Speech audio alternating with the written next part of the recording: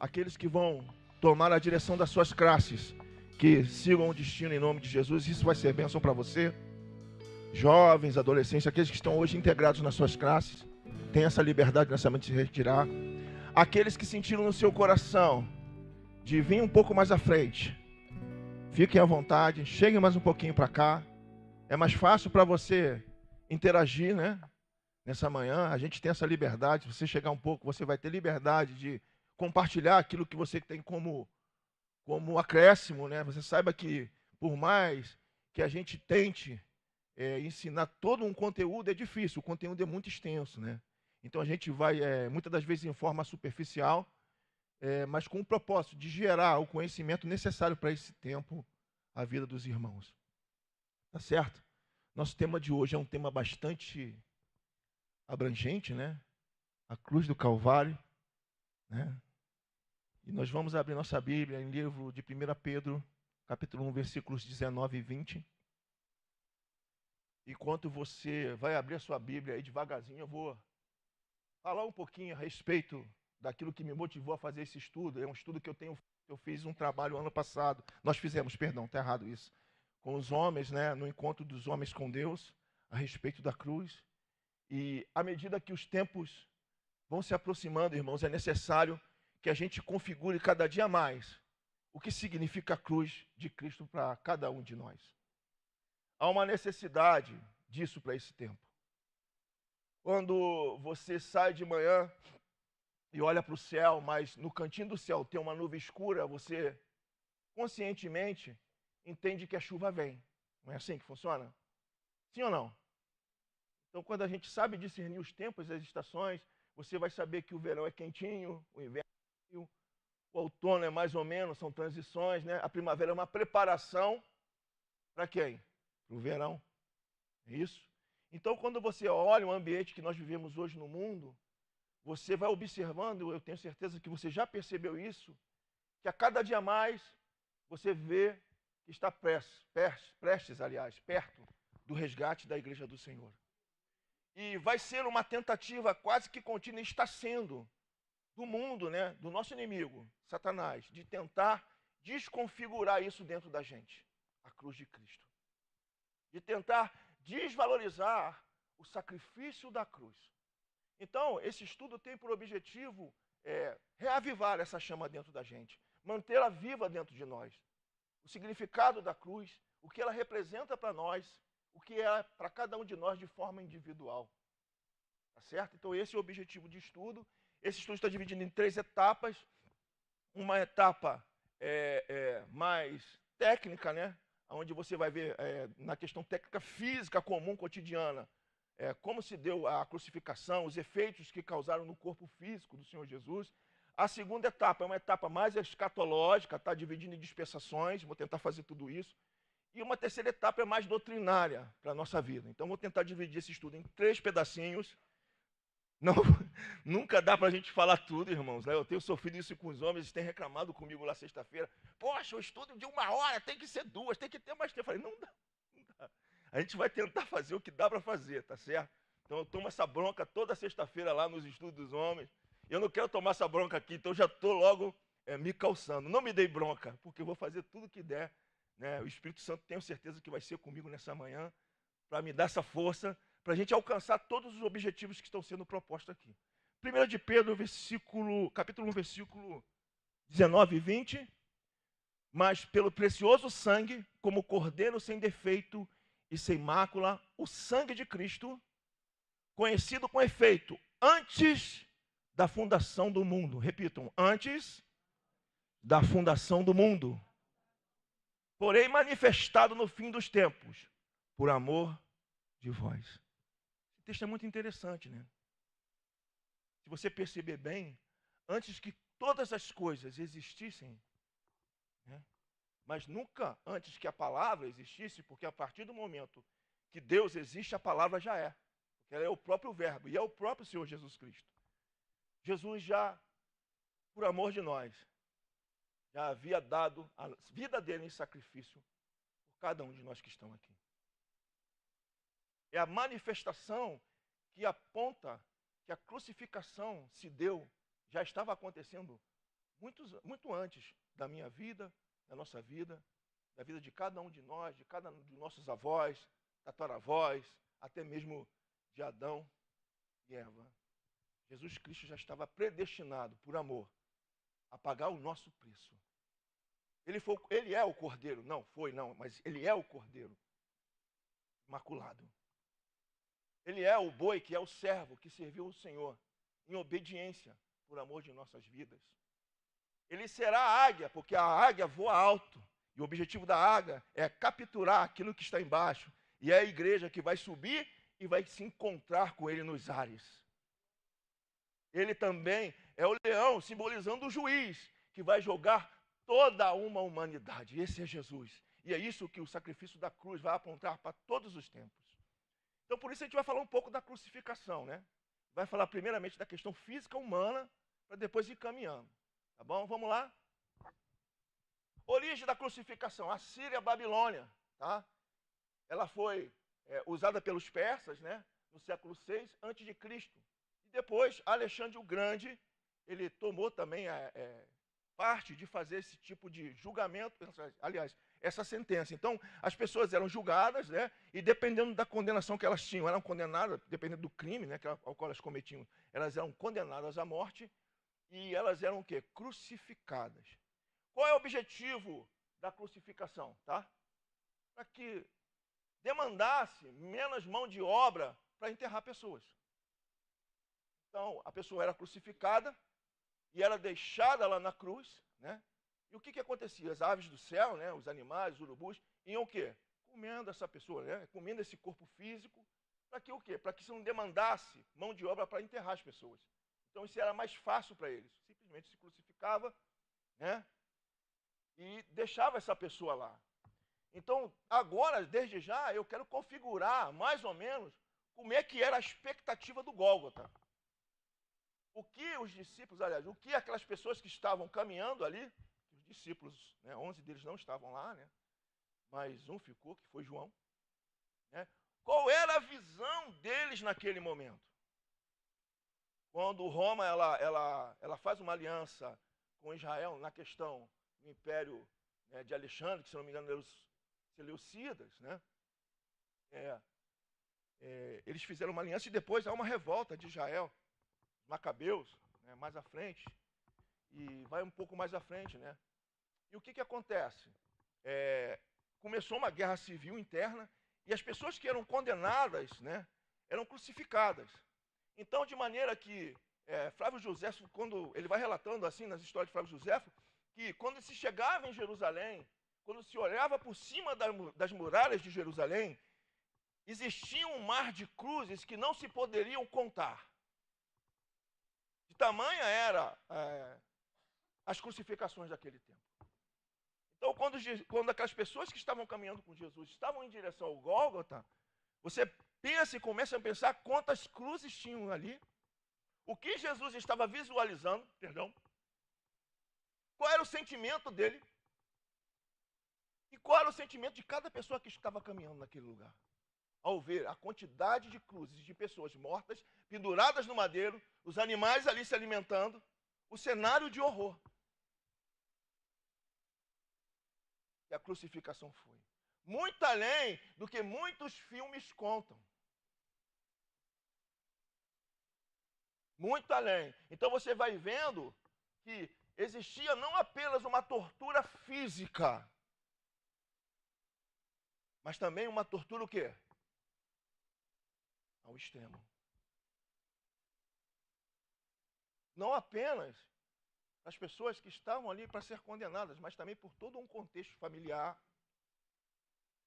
né, de pessoas que estavam ali vendo aquilo tudo. Situação complicada. Os instrumentos de tortura, quais eram, né, antes da crucificação? Jesus, ele entra nesse trabalho de sacrifício vivo muito antes, tá? Físico, tá? De promessa já desde a fundação, antes da fundação do mundo, mas físico muito antes daquela crucificação. Por quê? Porque quando ele vai orar para os seus discípulos, ele vai para um lugar chamado o quê? Significa Getsemane. Prensa do azeite de oliva. prensa do azeite de oliva. Era onde o quê? As azeitonas, eram prensadas para quê? Para que o óleo... E Jesus no Getsêmani, ele está o quê? Ele está suando o quê? Gotas de quê? Sangue. Se você olhar para o sistema sacrificial do Antigo Testamento, uma vez por ano, o sacerdote entrava para sacrificar por toda a nação. Ele entrava no Santo dos Santos com uma madeira de ensopo, que era um bastãozinho com ervas embanhadas de sopo. Ele aspergia o sangue na tampa do propiciatário. O animal que havia sido sacrificado, o cordeiro que havia sido, ele aspergia ali na tampa do propiciatário, aonde estava o quê? A Shekinah, a presença de Deus. E ali era configurado o sacrifício por toda uma nação.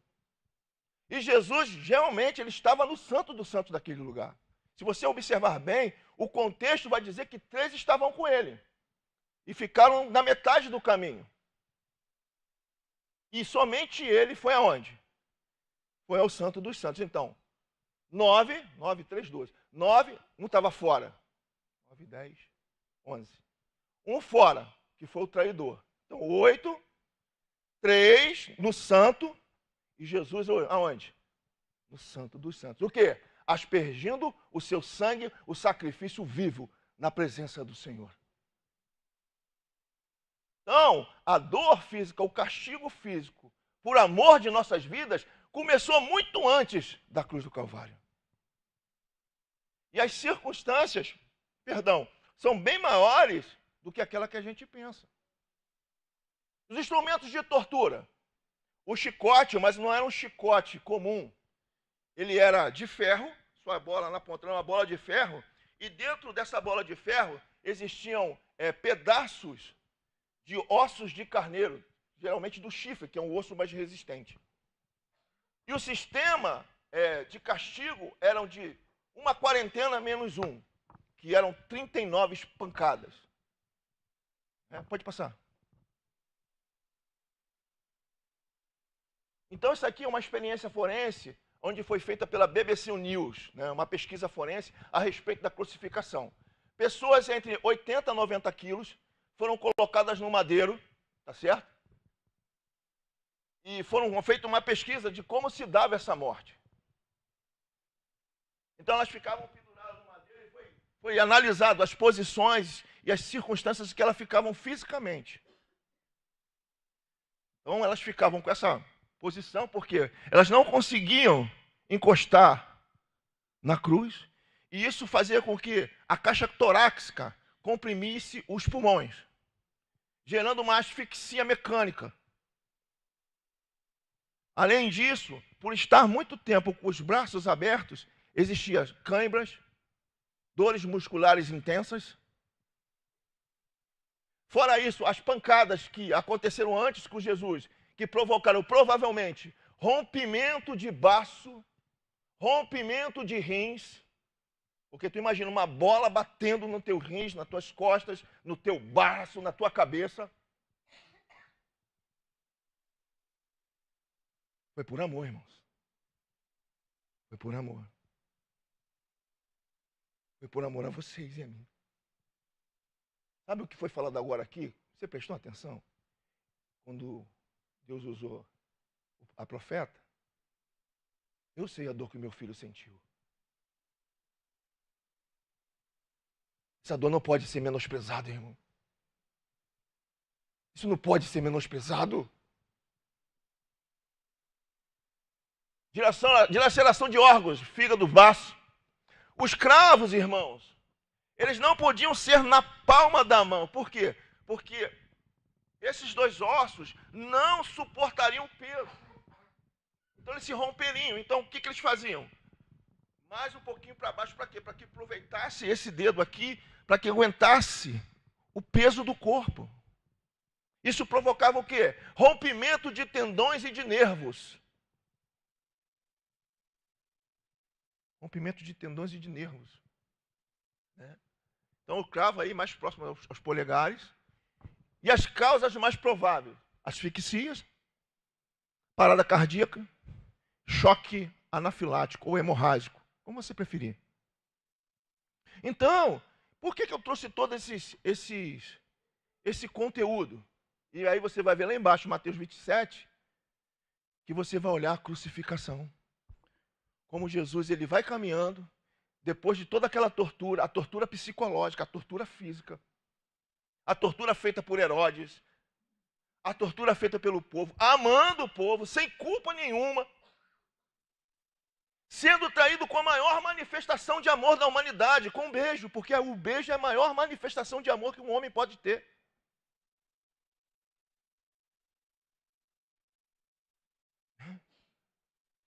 Se fazendo inferior aos homens, obediente até a morte, e morte de cruz.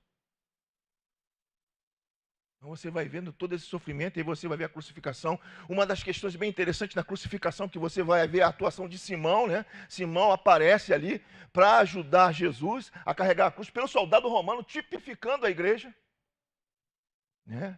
Você vai ver que Simão não pega do começo do trajeto, mas num determinado caminho do trajeto ele assume aquela cruz. Por quê? Porque dentro da história da humanidade vai aparecer o quê? Uma coisa que se chama igreja, que é o maior projeto de Deus para a humanidade. Esse lugar que você está aqui é o maior projeto de Deus para a humanidade. E aí ele vai caminhando, chega uma hora o quê? Que o próprio Jesus fala, basta. Você já fez a sua parte.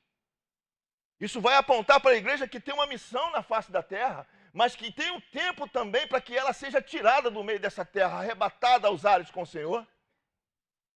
O resgate dos santos. Então Simão é essa representatividade da igreja dentro da história dos séculos. Né? Ele aparece ali dentro desse contexto. Ele carrega a cruz. É o que nós estamos fazendo hoje. E aí você vai ver que cada um tem que tomar a sua cruz. E a chave que abre as portas do céu é a cruz. O Senhor Jesus ele não fala que você vai entrar com nada, mas uma coisa ele faz. Ele fala para nós que nós temos que aprender a carregar a cruz. Eu chamo a cruz de uma chave, sabe por causa de quê? Que você tem uma chave aí na tua mão e chegar na porta da tua casa e tiver faltando um pedacinho dessa chave aí, uma pontinha dela, você não consegue abrir. É verdade ou mentira? Quebrou a pontinha da chave, a porta abre? Não abre. A cruz é essa chave. Nós temos que aprender a carregar nossa cruz, nós vamos ver. Vamos ver isso mais adiante. Tá bom que é bom que eu vou trocar agora. Vai, pode falar. Aí a irmã Rosana pode trocar. Leu hoje Gênesis 22, onde fala de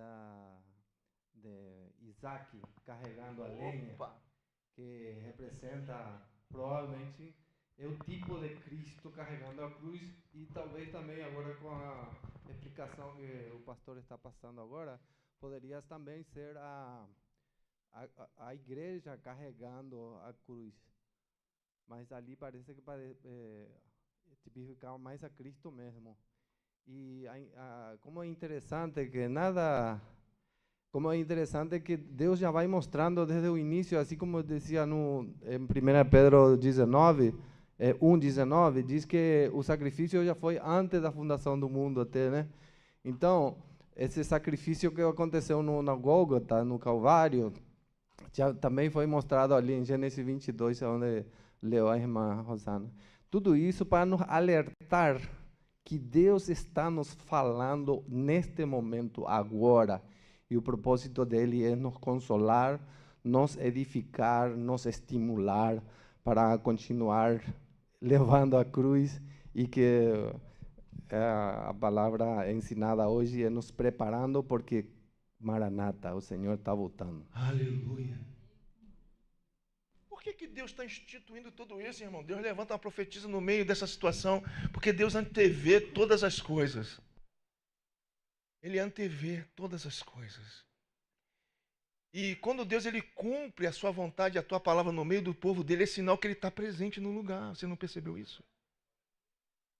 Ele está aqui. Ele está aqui. Assim como você olha em Apocalipse, Antes da questão das cartas do Apocalipse, você vai ver que existem 7 castiçais e que Jesus vai passeando no meio dos castiçais, como se ele tivesse o quê? Acompanhando a trajetória dos castiçais, que são a igreja do Senhor. Ele vai olhando como aquele cara que vai... como o Senhor, modo de falar, irmão, perdão. Como aquele Senhor que vai observando onde está aquilo que precisa mudar, aquilo que está bom, aquilo que precisa melhorar. Então Deus ele está no meio da igreja como assim, olhando. Agora, nesse momento, querido. Isso aí não é uma utopia, isso é uma realidade espiritual. Olhando para a vida de cada um de nós. Olhando,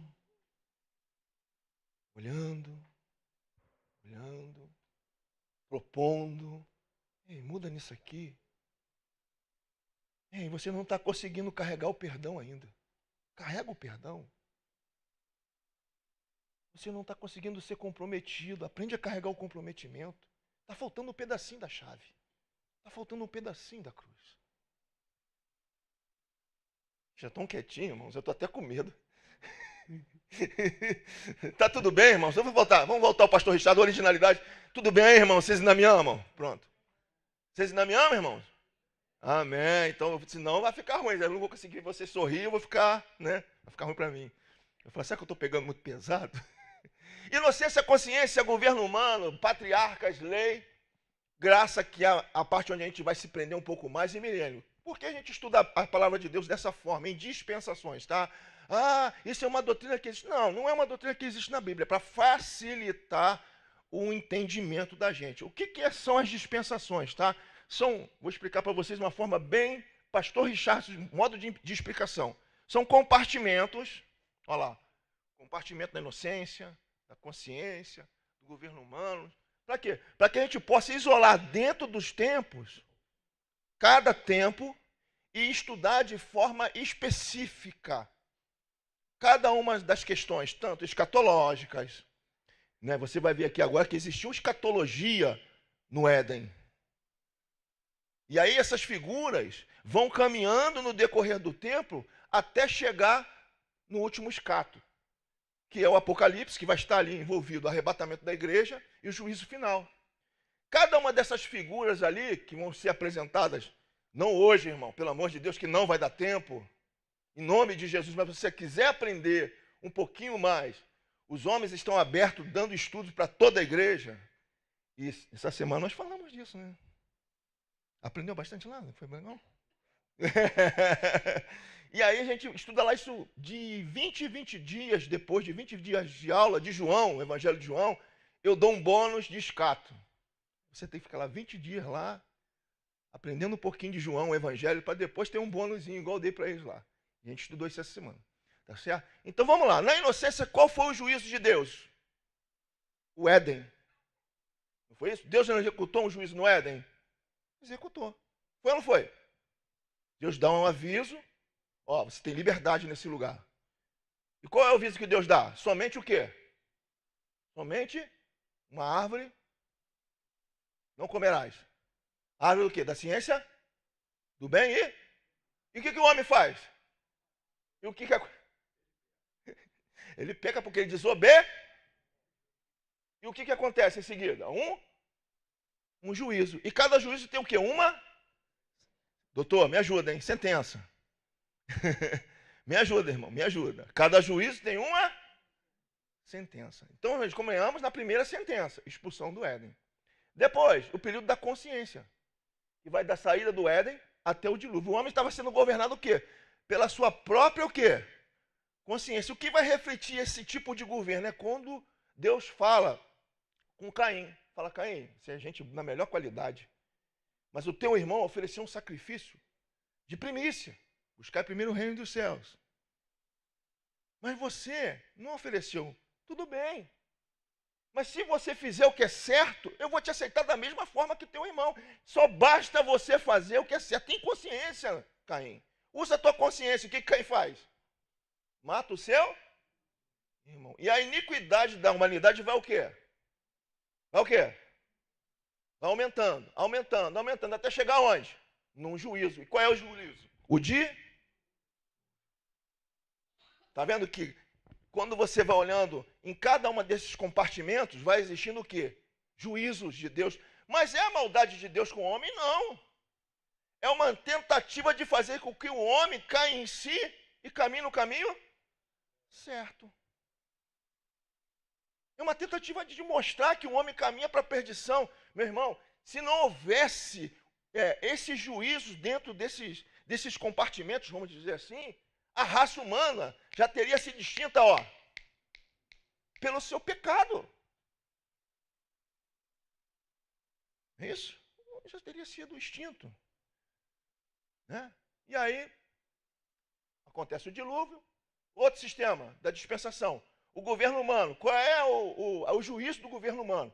Então esse homem sai lá do dilúvio e Deus fala assim, olha só, crescei, multiplicai, espalhai-vos sobre a terra. Não foi isso que Deus falou? Sim ou não? Está lá em Gênesis depois do 6, ali 7. Espalhai-vos sobre a terra. E o que o homem faz? Vamos construir o quê? Para que a gente fique o quê? O homem desobedeceu? Mais uma vez, o homem é insistente na desobediência.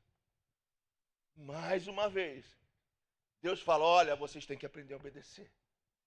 Porque vocês estão correndo o risco de serem extintos da face da terra. E mais uma vez, Deus aplica um juízo, que é o quê? Babel. Você nota bem que Babel, ela tem duas mensagens. Uma mensagem é para o mal, mas a outra é para o bem. Porque se eu falar a mesma língua para as coisas erradas, eu vou crescer. Mas Deus vai me julgar. Mas se eu aprender a falar a mesma língua com o meu irmão, com a igreja, com o Senhor, numa direção certa, vai ser tudo uma bênção. Então nós temos que aprender o quê? Falar uma mesma língua, andar numa mesma direção, debaixo do mesmo comprometimento, debaixo da presença do Espírito Santo, para que a nossa vida seja o quê? Uma bênção. Então aí você vai tirando as mensagens que Deus vai dando. E é isso que Deus está tentando falar com Babel. Aprenda a falar uma língua comigo.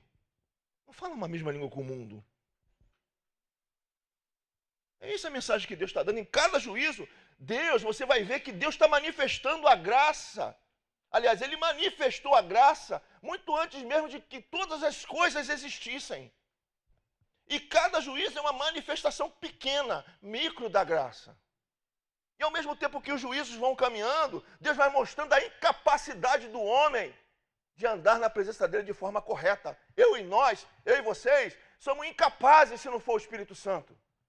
Se não fosse o sacrifício da cruz. Somos incapazes. Deus está mostrando isso. Porque Ele está estendendo de todas as formas e circunstâncias para que você seja capaz. A gente não consegue. Aí Deus levanta o quê? Os patriarcas. Abraão, Isaac e Jacó. E Deus julga os patriarcas. O quê? Nas mentiras de Jacó. E outras mentiras que nem se contam na Bíblia. Nos enganos de Jacó com Esaú. Na mentira, claro, Abraão é gente boa, mas mentiu para Faraó, para o rei do Egito. Mentiu. Não precisava mentir, ele tinha que confiar. E aí você vai vendo que a fé é um ato que a gente tem que trabalhar, porque por mais que a gente ande na presença de Deus, nós somos sujeitos à queda da fé. O próprio Abraão mostrou isso, ele é o pai da fé, mas chegou uma hora que ele não teve fé suficiente contra um homem, que era Faraó, que era o rei do Egito, que nem era Faraó, eu acho, na época, não tinha essa nomenclatura. E Deus ele vai usar de misericórdia com o Faraó. Provavelmente o Faraó tinha a mesma origem, né? Naquela época tem uma história do povo Ixo, que não convém contar agora, tinha a mesma raiz linguística do que Abraão, tinha o mesmo entendimento de Deus que Abraão, talvez um pouco distorcido, mas tinha. Tanto que quando Deus fala com o Faraó, fala, por que tu fizeste eu pecar contra Deus? Mentiu. E Deus executou o quê? Chamou Abraão a atenção. Através de quem? Uma pessoa considerada ímpio. Aí vem aquela palavra do Senhor que fala que se eu e você não clamarmos, até as pedras clamarão. Mas é as pedras ou é o coração de pedra? Porque hoje, muitas das vezes, nós vemos o mundo, o coração de pedra de pessoas do mundo clamando mais do que muitos crentes. Vocês ainda me amam? Tá tudo bem aí? Então tá bom. Vai ver aí que Deus executou um juízo. E ele levanta o quê? A lei. E aí a gente vai parar nesse exílio aí um pouquinho. Jeremias 26:10, pode botar aí. Que agora a gente vai ter que começar a trabalhar um pouquinho de escato e um pouquinho da porquê Jesus. Ele já vem mostrando o porquê a necessidade dele, né? Bota ali para mim Jeremias 26:10, por favor. Todos os príncipes ao ouvir das estrelas subiram à casa do Senhor. É isso mesmo? Não, está errado. Depois então eu vejo onde eu errei. Está digitado errado.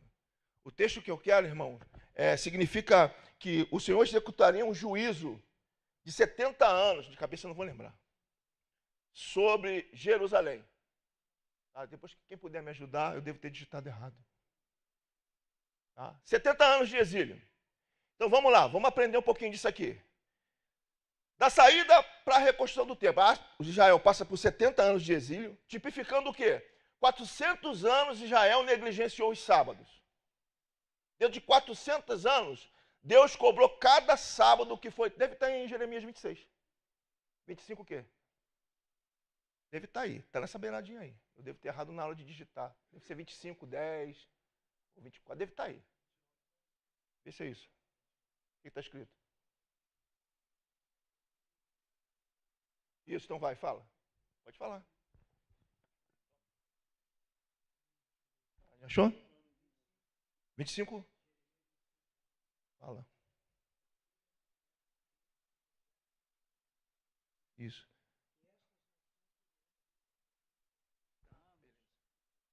Bota aí. Não é isso, mas vai ajudar bastante. Jeremias capítulo 25, verso 11, diz assim: E toda essa terra virá a ser um deserto e um espanto, e essas nações servirão ao rei de Babilônia 70 anos. Por que 70 anos, irmãos? Durante 490 anos, Israel negligenciou os sábados, que é o mandamento do Senhor no Antigo Testamento. Ok? Ele não respeitou os sábados. Então, Deus cobrou cada sábado dos 490 anos. Cada sábado de 490 anos dá o quê? 70 anos. Depois desses 70 anos de exílio, sai um decreto de Círio para a reconstrução do templo de Jerusalém. Está lá em Esdras, capítulo 1. Se você olhar lá, você vai achar isso. Daquele decreto de Ciro até a crucificação, 483 anos. O tempo de juízo, o relógio escatológico, é de 490 anos. Por quê? 70 é o número de juízo de Deus. Então, 70 vezes 7 é o quê? 490. Então, do decreto de Ciro até a construção do templo, são 483 anos. São 70 semanas. Só que nós paramos na semana 69. Falta uma semana. Falta uma semana. Essa última semana que falta é uma semana de 7 anos. Quando Jesus vai à cruz do Calvário, Jesus, ele vai se sacrificar por toda a humanidade. Ele vem para o povo judeu, se não me engano, no Evangelho de João, minha irmã. Capítulo 1, versículo 2 ou 3, vê se é isso. Eu já estou fazendo de cabeça. Estão na minha cabeça. Um neurônio e meio. 1, versículos 2 ou 3, se eu não me engano. Estava com Deus, vai. Todas as coisas estavam no princípio. Vai indo. Maneira dos homens. Deixa eu ver aqui. Aleluia, vamos lá. Eu vou achar então, para ficar melhor. Todas as coisas, nele estavam a vida dos homens. Vou te receber. Aqui, versículo 11. 11 e 12, olha aí. Veio para o que era seu. Quem era o dele? O povo judeu. Mas os seus não. Mas a todos os deles o quê? Então ele vem para o povo judeu não recebe. Quando ele vai à cruz e o povo judeu rejeita ele está ali sendo rejeitado pelo povo judeu, o que acontece com esse relógio escatológico? Ele para. Ele parou ali. Ele para com 483 anos, faltando uma semana para o juízo de Deus, para completar as 70 semanas de Daniel. Está lá em Daniel, capítulo... Não dá não para chegar. Deixa eu ver aqui. 6, 24. São 70 semanas de Daniel. Está lá. Parou o relógio. O relógio está parado. Se cria um hiato de tempo, ou um parênteses atemporal. Esse parênteses que se cria ali se chama graça. Por quê? Porque se o povo judeu recebesse Jesus como seu salvador, o remanescente fiel, o propósito de Deus já teria se cumprido, ele teria salvado a humanidade em alguma parte. Mas a partir do momento que o povo judeu é contrário a isso, toda a humanidade ficou condenada. Já estava condenada. E aí abriu-se o princípio chamado graça, que abriu o parênteses para hoje que a gente está vivendo aqui. Graça. O favor imerecido. Romanos, se não me engano, 6,23 ou 3,23, fala que todos pecaram. Quando ele fala todos, ele igualou a humanidade, judeus e gentios, como pecadores numa só. E estão destituídos da graça de Deus. 6,23, cara, que o salário do pecado é a morte, mas o dom gratuito de Deus é o quê? A vida eterna. Então, se Jesus não vai à cruz ali, toda a nossa humanidade estaria condenada, sem exceção, judeu e gentio. Nós não merecíamos. Toda essa humanidade pecou. O povo escolhido de Deus, os judeus, pecaram. Toda a humanidade pecou, sem exceção. Então, esse relógio escatológico hoje, ele está parado. E esse período que você vive chamado graça é a manifestação do amor por toda uma humanidade corrompida. A graça nada mais é de que você achar, você sendo um dono rico e poderoso, quando você vai comprar um escravo no tempo da escravidão, e esse escravo era um escravo velho e doente, que não valia nada. E você muito rico, e você dentro desse meio de escravos que você vai comprar, né? Você tem escravos bons, fortes, bonitos, e tem esse velho. E você paga por esse escravo velho muito mais do que toda a soma de todos os escravos juntos. E esse escravo velho vai falar assim, olha, por que você me comprou sendo velho e doente, não tendo valor nenhum? Você poderia comprar tantos outros, mas por que a mim? Aí ele fala, você está livre. O Senhor fala, você está livre. Você pode ir embora. Mas por que você me comprou? Por amor a você. Então, porque o Senhor manifestou o seu amor pela minha vida sem eu merecer, eu vou servir o Senhor todos os dias da minha vida até eu morrer.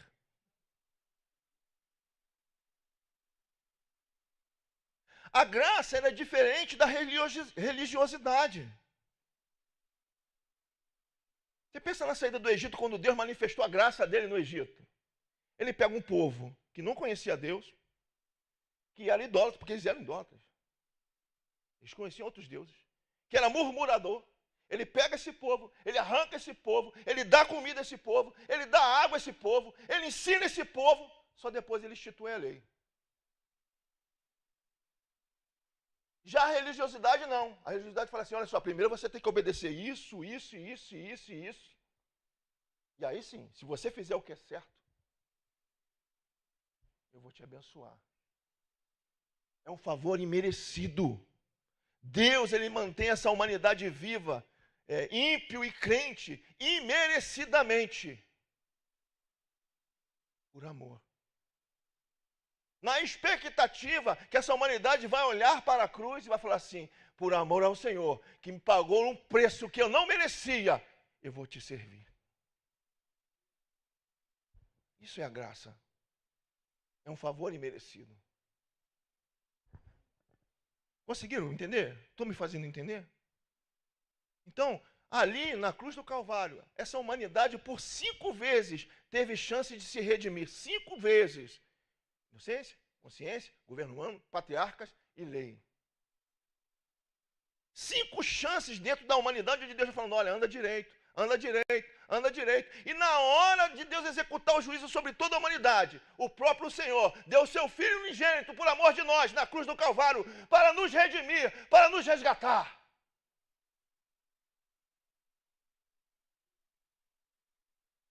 Os açoites, as bofetadas, os chutes, os socos, os rins, o baço, todos rompidos por amor de nós.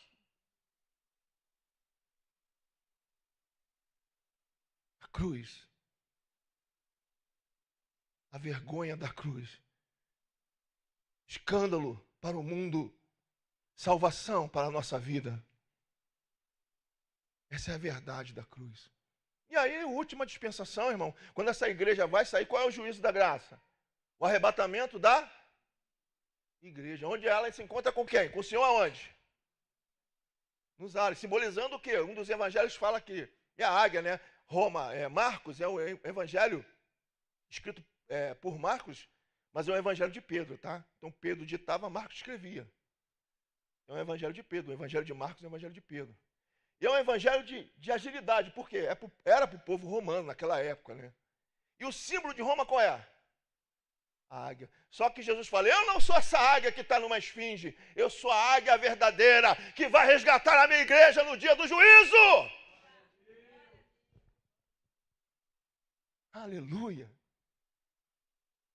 Então a igreja é raptada, irmão. A graça, ela é um resgate, não é o sequestro. Ela não é o sequestro. Sequestrar é por força. O resgate, você só é resgatado se você estender a mão. Vocês estão quietinhos, irmãos? Acho que isso é só comigo. Poxa, toda vez que eu venho para cá, vocês não falam. Acho que é perseguição, só pode. Tá bom, irmãos? Então, esse juízo final, irmãos, um irmão hoje, nessa semana me fez uma pergunta a respeito do juízo final, tá? É lá no finalzinho, tá, irmãos? Vai haver salvação na grande tribulação. Esse período de grande tribulação é dividido em 7 anos, 3 anos e meio e mais 3 anos e meio. Esses 3 anos e meio, esse anticristo, ele tem uma relação com Israel boa. Vai ter o caos. Israel é o relógio escatológico, você tem que marcar Israel. É por isso que Jesus, ele fala assim, orai pela paz em Israel. Por quê? Porque enquanto tiver paz em Israel, vai ter tempo de pregar o evangelho. Aí ele perguntou assim, pastor, e esses juízos aí das nações, de bodes e ovelhas, que muitas das vezes as peças falam? Eu vou falar, esse é juízo das nações, Deus vai julgar as nações. Preste atenção, o que está acontecendo hoje. Aquelas que andam com Israel e que temem ao Senhor, e aquelas que não temem ao Senhor. Preste atenção no que está acontecendo.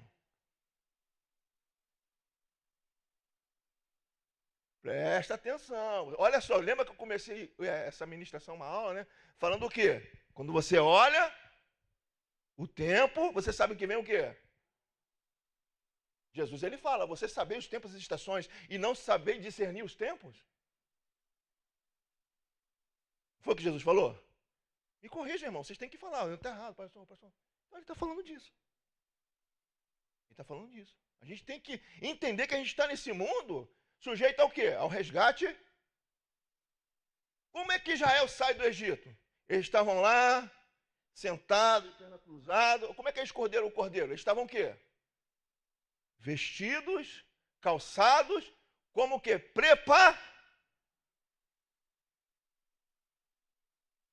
A gente tem que estar preparado para qualquer momento a coisa acontecer. A gente não pode relaxar. Foi o tempo do relaxamento. Mas à medida que as coisas vão se testando, o tempo não é de relaxar. Há o tempo da festa. Nós vivenciamos. Hoje é o tempo da preparação. Temos que se preparar. Então não adianta eu viver o tempo da festa. Jesus ele fala sobre isso. Olha, quando eles estiverem, enquanto o noivo estiver para a festa, beleza, eles não jejuam. Mas quando o noivo for embora, é sinal que ele vai voltar depois, eles começam a quê? Se preparar para a volta do noivo. Tem tempo para tudo. Isso aí. Como se nada tivesse acontecendo. Mas está acontecendo, e vocês estão vendo. Vai falar que não tinha profeta em Israel, né? O profeta está em Israel. Vocês têm que ouvir o profeta. Está na palavra de Deus aí, pregando. Todo domingo, quinta-feira.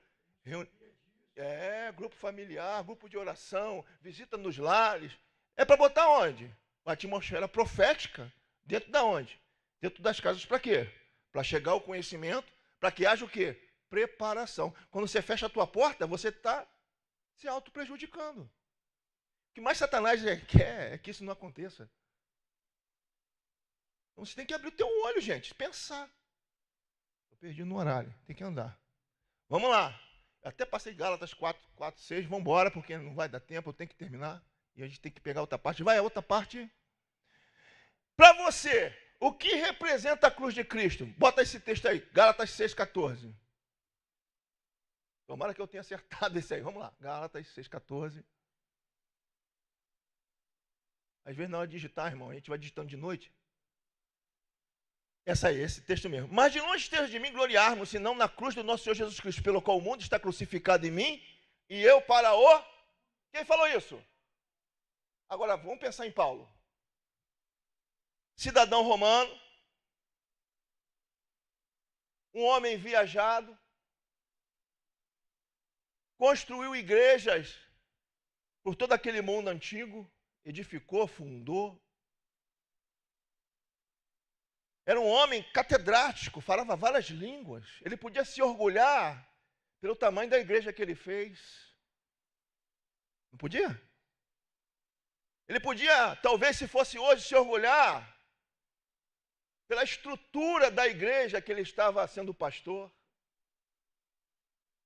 pelo carro que ele tinha, pela função que ele ocupava. Mas do que ele se gloriava? Qual era a glória de Paulo, irmãos? Está escrito no texto. Vai lá, bota o texto de novo. Na cruz. Não importava para ele o tamanho da igreja, o lugar que ela estava, se era rica, pobre, se tinha ar-condicionado ou não, se era pintada ou não. Não importava. O que importava era ele viver na presença, renunciando o mundo e vivendo a cruz. Isso que era a glória de Paulo. Então está na hora da gente começar a refletir quem nós somos. E o que a cruz é para você. Um dia eu botei um textozinho a respeito de Jacó e Moisés. Quando os dois tiveram um encontro com Deus, e Jacó fala, me dá minha bênção. Me dá minha bênção. Ambos estavam encontrando com Deus, e Jacó queria a bênção, não importava. Se Deus abençoasse, se Deus não fosse com ele, ele queria a bênção. E a diferença entre Jacó e Moisés. Moisés, eu quero a tua presença, não me importa. Se o Senhor não sair daqui comigo, eu não vou a lugar nenhum. E Paulo fala, não me importa, eu quero viver a cruz de Cristo. Não me importa. Eu não vim aqui para viver nada além da cruz.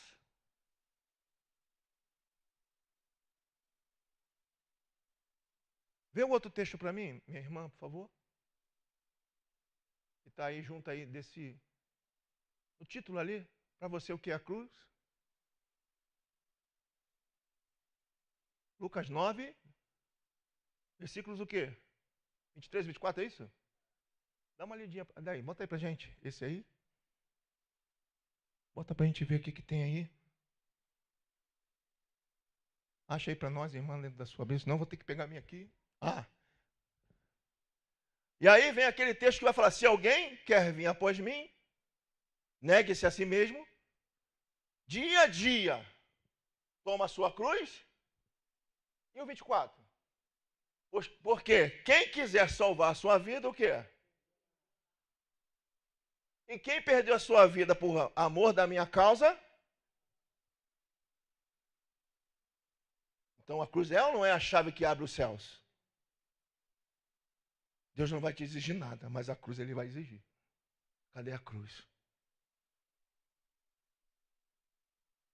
Cadê a cruz? Eu sei, irmãos, que vocês podem até estar sentindo um pouco, mas é necessário. É um tempo de nós voltarmos para dentro de nós mesmos. Pula, pode ir. Redenção, salvação e remissão. Redenção. Aliás, vou começar com remissão. Perdão dos pecados. Efésios 1:7. Vamos lá.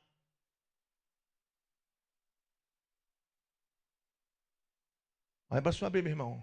Fuxica para ali, para cá. Eu estou aqui aproveitando para não ganhar tempo. O pessoal lá dos homens lá está virado para fuxicar a Bíblia, irmão. Abre aí, vai. Ó, tá vendo, irmão? Em quem temos? Em quem temos? A redenção ou remissão. Perdão dos pecados. Então Jesus, sem antes merecermos, Ele nos perdoou.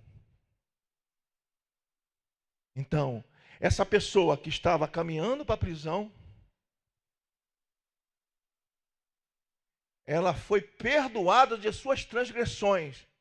Mas como? Um condenado vai ser perdoado? Alguém tem que pagar. Alguém tem que ficar preso em meu lugar. A condenação era a morte. Eu que teria que morrer. Estava indo para a sentença de morte. Alguém tem que pagar essa pena. Quem pagou? Jesus aonde? Na cruz do Calvário. Mas não apenas Ele nos fez a remissão, mas Ele nos redimiu. Ele o quê? Nos libertou da sentença. Você está livre. Você está livre. Ato de resgate. Compra da liberdade. Lembra que eu falei a situação do escravo? A gente não valia nada. Mas ele pagou o preço. E agora? Ele nos justificou. Satanás, ele fala assim, olha, você é pecador, você não pode, você não consegue, você não tem direito. Jesus fala assim, eu paguei o preço, e esse contrato que Satanás estabeleceu através do pecado, eu rasguei para fazer um contrato novo de vida eterna. Jesus fez isso. Não há mais acusações, porque aquele contrato velho foi rasgado na cruz. Se não me engano, está em Colossenses, capítulo 2, versículo 14 e 15. Vê se é isso. Tendo cancelado o escrito da dívida, era um contrato ou não era? Era uma dívida ou não era? Por contrato. Não era escrito? Não era dívida? É um contrato. Que era contra nós e constava nas ordenanças. Estava lá na ata, né, doutor? Lá na ata do julgamento. Não estava lá? Chamou o nome. Doutor fulano de tal, aparece o doutor. Estava lá o contrato. Ao qual nos era prejudicial, removeu inteiramente. Não faltou nada, removeu tudo.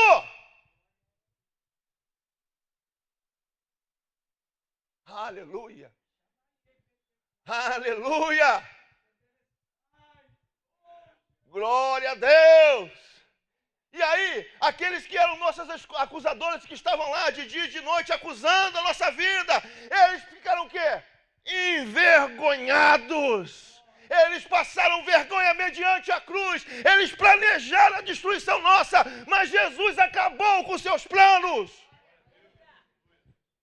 E despojando, veio 15, todos os principados, potestades, humilhou eles publicamente. Vocês foram humilhados por Jesus. Satanás foi humilhado por Jesus. Através da cruz. E os expôs ao desprezo, triunfando deles aonde? Na cruz.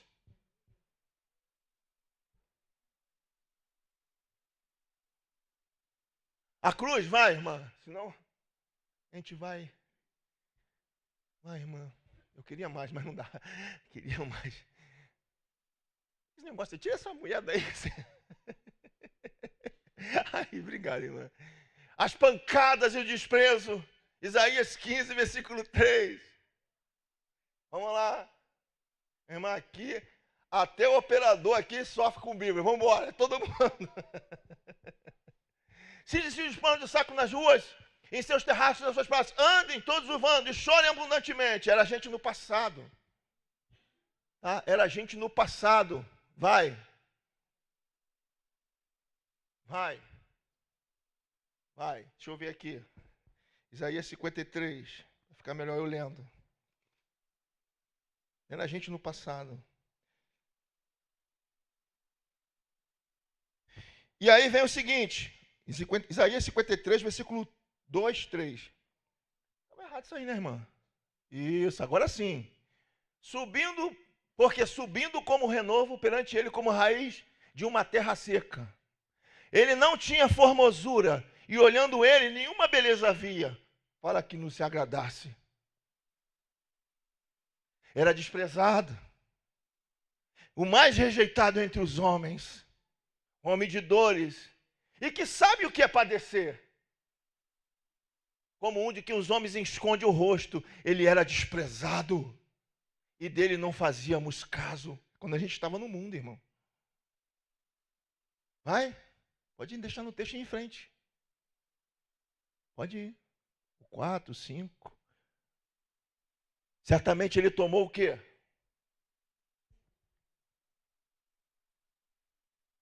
Naquela cruz. Aquela cruz é o lugar da nossa cura. A cruz é o lugar da nossa cura. Sabe, querido, aprenda uma coisa. Tudo que a gente precisa já existe no sobrenatural. É por isso que Deus é insistente. Olha, buscar primeiro o reino dos céus. No princípio, Deus criou primeiro os céus. Porque tudo aquilo que é necessário para a nossa vida já existe na mão de Deus. Só que muitas das vezes a gente não chega na forma que Deus quer. O que é a fé? Eu falei outro dia sobre isso. É uma porta. A cruz é a chave. Quando você crê em Cristo Jesus, você abre a porta através da fé. Só que essa porta, ela sai de dimensão do natural para o sobrenatural. E quando você ora a Deus através da fé, você consegue ter força de arrasto e trazer à existência aquilo que não existe do natural, do sobrenatural para a sua vida. Aquilo que está no sobrenatural começa a acontecer no natural. É a força de arrasto. É a oração, é o jejum, é a palavra. Quando você se coloca através de Cristo da cruz, abre essa porta e você consegue o quê? Trazer à existência aquilo que não existe no natural. Já está no sobrenatural. A sua cura já existe. A libertação da sua família já existe. A bênção de Deus já está sobre você. Já existe. É necessário que você aprenda a trazer do sobrenatural para você. Isso é fé. Ele levou sobre si nossas dores. O castigo que nos traz a paz está sobre ele. Nós o reputamos como aflito, ferido de Deus e oprimido. Vai. Mas ele foi transpassado pelas nossas transgressões e moído, lembra das boladas de ferro? Lembra dos braços rompidos? Lembra dos pregos nas mãos? Lembra dos nervos rompidos? Lembra dos músculos dilacerados? Ele foi moído pelo meu e seu pecado. Mas tudo isso com um objetivo: trazer paz. Hoje nós vivemos em paz porque sabemos que o nosso Redentor vive. Vai. Volta de novo por favor, minha irmã. A gente dar uma andada. As pancadas, os desprezos, a cura e paz que eu falei lá em Isaías. A renúncia. Filipenses 2 diz que ele, sendo em forma de Deus, não teve a usurpação. Tu imagina ele crucificado antes da fundação do mundo, abrindo mão de toda a sua glória. Você sabe o que era Jesus na cruz, irmão? Tu já parou para pensar por que Israel atacou o Irã? Por que Israel atacou o Irã? Por que eles alegaram? Vamos pensar. Pensa com as coisas. Porque alegavam, e deve com certeza ter, que o Irã estava produzindo o quê? Uma bomba o quê? A bomba atômica tem um poder de destruição alto? Sim ou não? Responde para mim. Então imagina o poder de construção e de destruição daquele que fez os céus e a terra.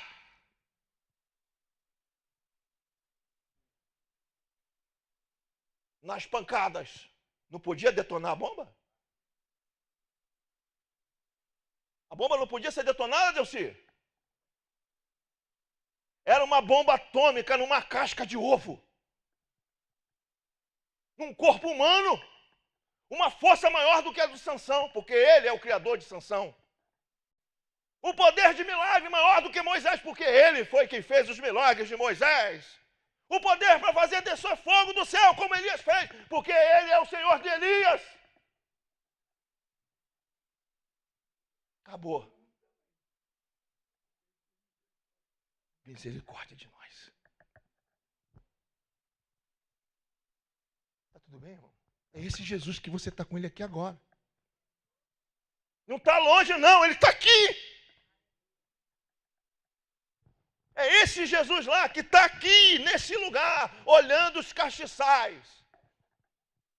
E os castiçais não são a igreja propriamente dita, mas é a vida de cada um. Ele está vistoriando a vida de cada um.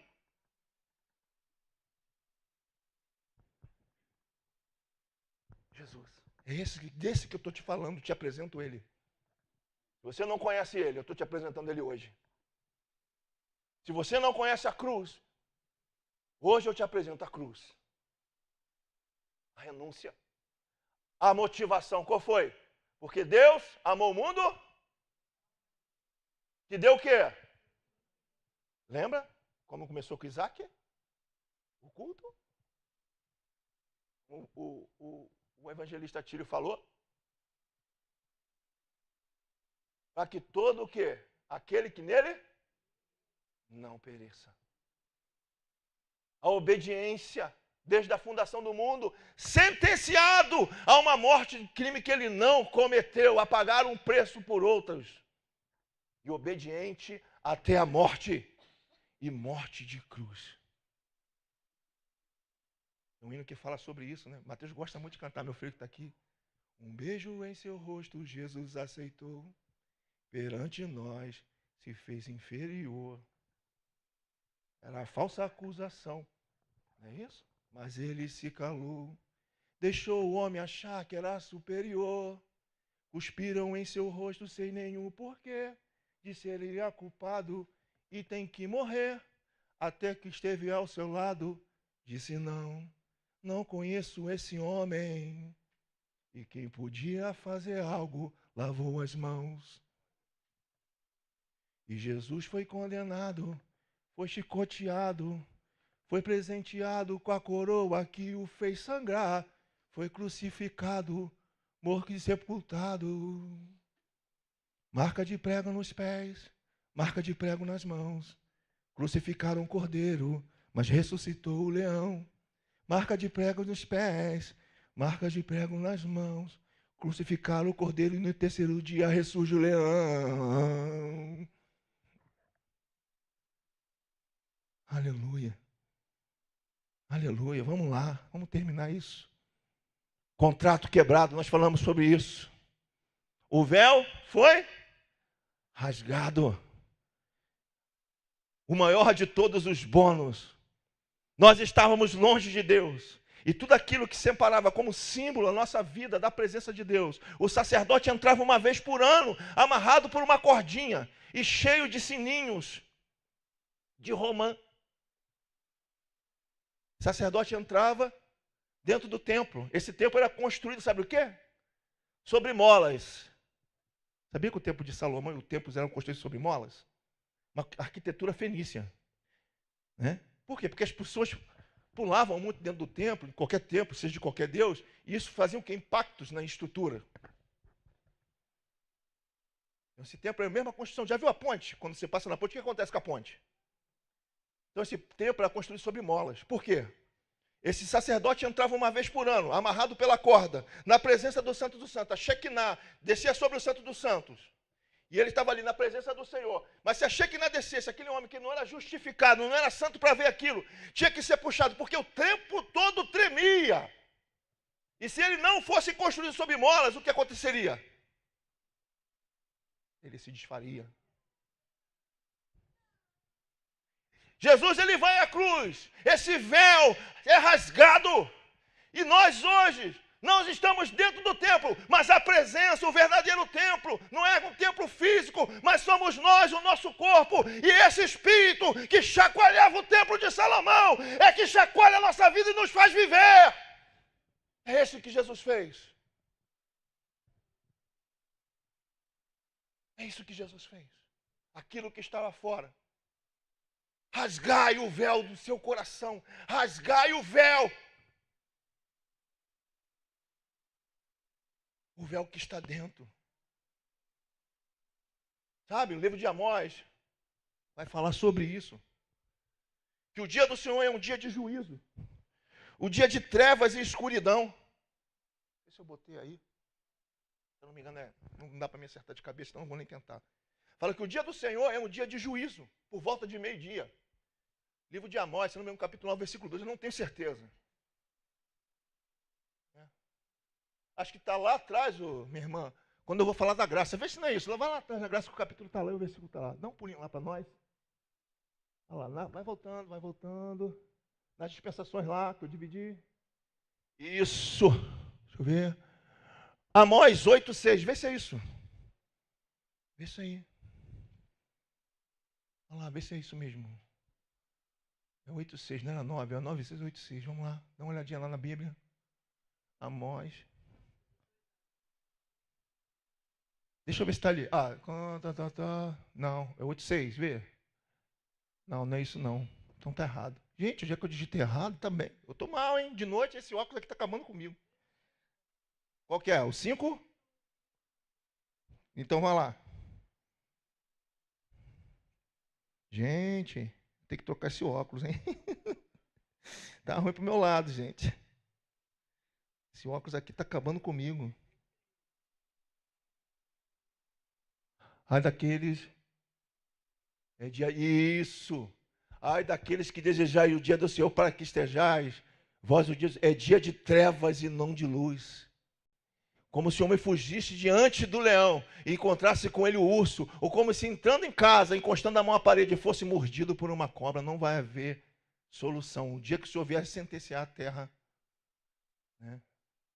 Mas tem outro versículo melhor que esse. Mas depois a gente vê. Com mais calma. Tenho certeza que está nesse capítulo aí, mas tudo bem. Esse dia é um dia de trevas. Se fez trevas de meio-dia até as 3 horas da tarde. Amós vai falar sobre isso. E foi a mesma coisa que aconteceu na crucificação. Houve trevas, né? Da hora sexta à hora nona, de meio-dia às 3. Toda vez que a gente vê trevas dentro da Bíblia, é juízo. As palavras das trevas. Amós 8:9? Então vamos lá. Valeu, obrigado, pastor Luci. Tá vendo? É óculos mesmo. Ah lá, suceder naquele dia do Senhor, farei com que o sol se ponha ao meio-dia. Entenebrecerei a terra em dia claro. Tá vendo aí? Eu sabia que eu sabia. Né, irmãos? Olha aí, irmãos. De meio-dia, onde Deus absolveu a humanidade. Vamos lá, volta lá para o final. O véu foi rasgado. Houve trevas. O véu se rasgou. O cântico de vitória, esse eu tenho certeza que está certo. Romanos 8:31. Esse eu faço questão de ler. Romanos 8:31. Agora você vai ler esse texto, acompanhar ele de forma diferente. Olha aí. Que diremos, pois, essas coisas? Se Deus é por nós, quem será contra nós? Aquele que nem mesmo seu próprio filho poupou, antes o entregou por todos nós, como não se dará também todas ele essas coisas? Quem tentará acusação contra os escolhidos de Deus? E quem os justificará? Essa resposta, essa pergunta foi feita, sabe por quem? Por Jó. Isso eu também sei de cabeça. Capítulo 9, versículo 2. Como o homem se justificará perante a Deus? Jó fez essa pergunta. Jó fez essa pergunta. E essa resposta está aqui em Romanos. Como o homem pode se justificar diante de Deus? Nunca o homem poderia, mas Jesus nos justificou. Jesus nos justificou. Quem os condenará? Pois é Cristo quem morreu, ou antes, quem ressuscitou dentre os mortos, ao qual está à direita de Deus, e também intercede por nós. Quem nos separará do amor de Deus? A tribulação, a angústia, a perseguição, a fome, a nudez, o perigo e a espada, como está escrito, por amor de ti somos entregues à morte todo dia. Fomos reputados como ovelhas para o matadouro. Mas em todas estas coisas somos mais do que vencedores por aquele que nos amou. Porque estou certo que nem a morte, nem a vida, nem os anjos, nem principados, nem potestades, nem o presente, nem o porvir, nem a altura, nem a profundidade, nem alguma outra criatura nos poderá separar do amor de Deus que está em Cristo Jesus.